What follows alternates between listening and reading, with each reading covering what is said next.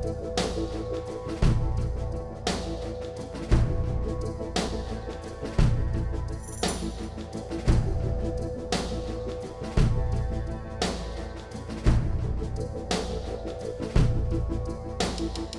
Terracotta Warriors formed the world's largest underground army, comprising more than 8,000 figures. They are life-size, wonderfully realistic, and made more than 2,000 years ago.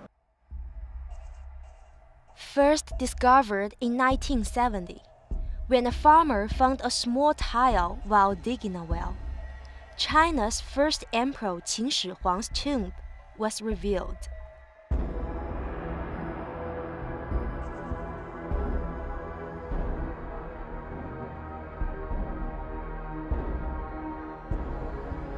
As large as 5 football fields, inside the burial complex, there were birds and musicians, a terracotta army, stone armor, terracotta acrobats, and bronze chariots, and the first emperor's tomb mound. Stanford University professor Albert Dean explains why the emperor built the underground army.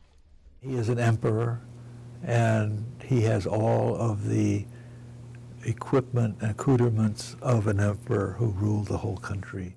He wanted the power to continue, even in heaven, which Chinese call Shangdi.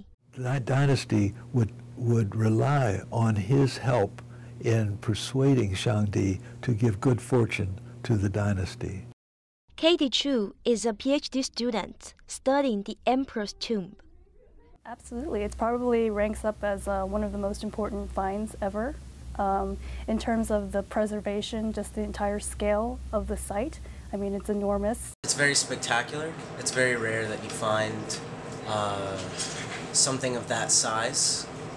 The officers stand there with like a smile and very smug, and they think a lot of themselves. But if you look at the soldiers, they're not happy.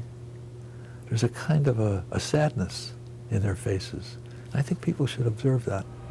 Each is unique, as tall as 5 feet, and their expressions very real. That was incredible, to be able to sculpt a figure with such realism without having a century or more of development leading to that. It was extraordinary. Also found in the emperor's tomb were the skeletons of the artists and the craftsmen who made the Terracotta Warriors.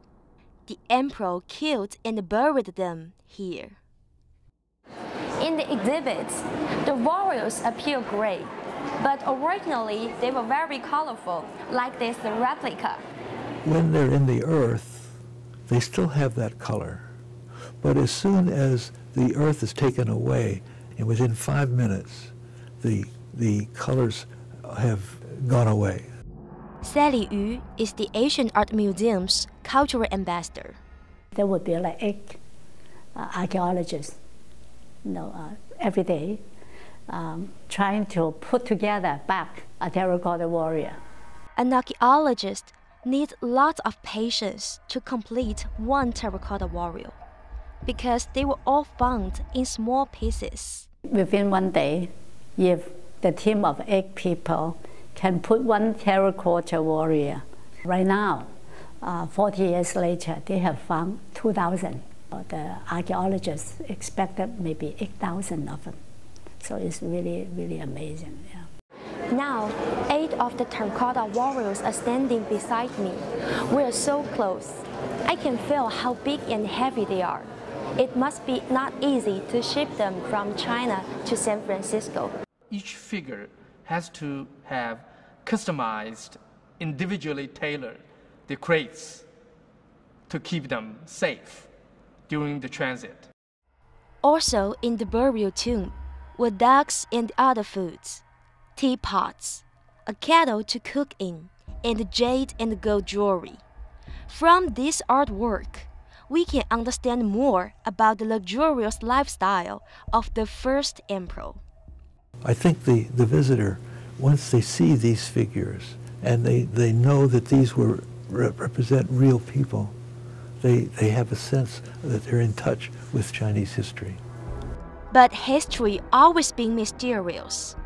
Considering the problem of preservation, the underground palace of Qin Shi Huang has still not been excavated, including the emperor's tomb, its coffin chamber, and the buried relics, flags, and weapons.